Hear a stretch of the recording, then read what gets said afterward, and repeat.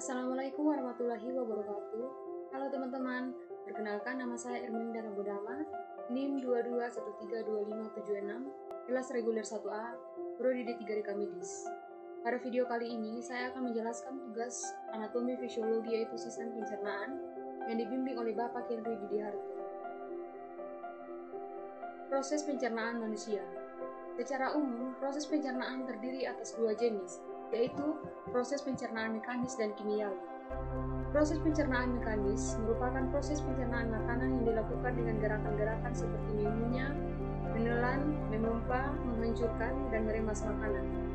Pencernaan mekanis bertujuan untuk mengubah ukuran makanan menjadi lebih kecil, sedangkan proses pencernaan kimiawi adalah proses pencernaan makanan yang melibatkan enzim. Pencernaan kimiawi ini bertujuan untuk mengubah partikel makanan yang kecil menjadi bentuk yang siap diserap oleh tubuh. Kita masuk pada organ sistem pencernaan. Organ sistem pencernaan terdiri dari mulut, kerongkongan, lambung, hati, pankreas, empedu, usus halus, usus besar, rektum, dan anus.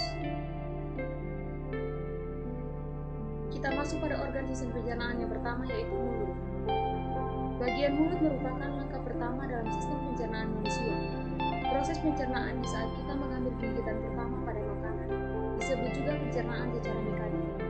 Bagian mulut terdapat bagian seperti lidah, gigi, dan kelenjar air liur yang membantu proses penyerapan agar makanan lebih mudah dicerna. Air liur mengandung enzim yang berfungsi memecahkan molekul makanan agar mudah diserap oleh tubuh. Berikutnya, kerongkongan. Kerongkongan atau esofagus memiliki panjang ukuran kurang lebih sekitar 25 cm. Di bagian esofagus terdapat katak epiglottis yang mencegah makanan dan minuman masuk ke dalam trachea agar tidak tersendat. Pada dinding tenggorokan terjadi gerakan peristaltik, yaitu gerakan meremas-remas yang mendorong makanan menuju lambung. Berikutnya pastinya lambung.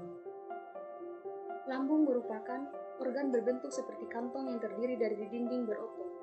Di lambung terjadi sistem pencernaan mekanik, di mana makanan dan minuman diremas dan diaduk menjadi bubur makanan atau king oleh otot polos. Ada 3 bagian lambung yang penting. Yang pertama, bagian atas atau kardia, bagian tengah atau fundus, dan bagian bawah atau pilurus. Bagian lambung juga terdapat pencernaan kimiawi, di mana makanan dicerna oleh enzim dalam getah lambung yang dihasilkan oleh sel kelenjar limfin lambung.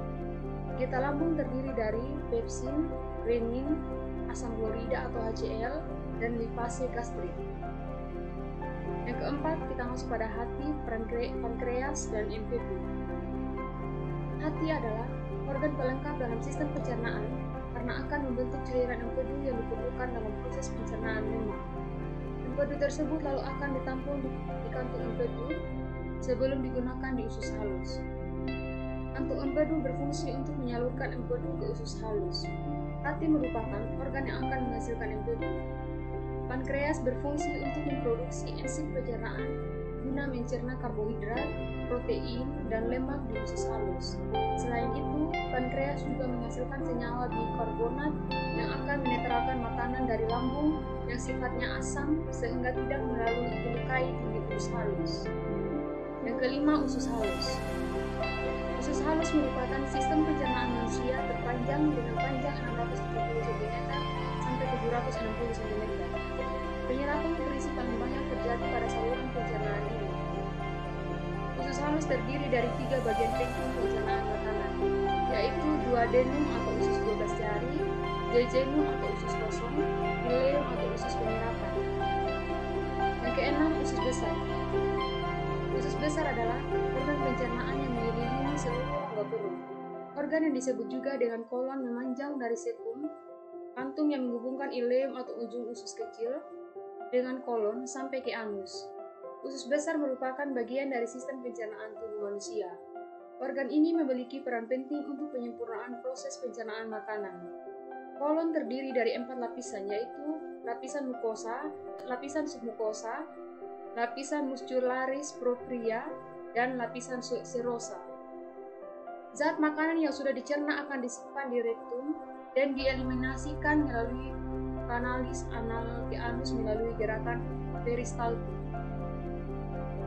Dan yang terakhir adalah rektum dan anus. Sisa usus besar yang telah menjadi fases kemudian disalurkan ke arah rektum.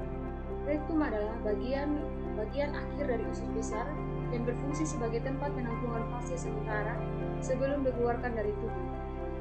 Saat rektum sudah mulai penuh, otot-otot di sekelilingnya akan terangsang untuk mengeluarkan fases. Inilah yang membuat sobat merasa mulas dan ingin buang air besar. Fases nantinya akan dikeluarkan melalui anus. Anus merupakan bagian paling akhir dari saluran pencernaan manusia yang berbatasan langsung dengan lingkungan luar. Fungsi anus tak lain adalah sebagai tempat keluarnya fases. Otot-otot bisa berkontraksi di bawah kendali untuk mengatur pengeluaran fases. Sekian hasil presentasi saya. Jangan lupa like, komen, dan subscribe. Terima kasih.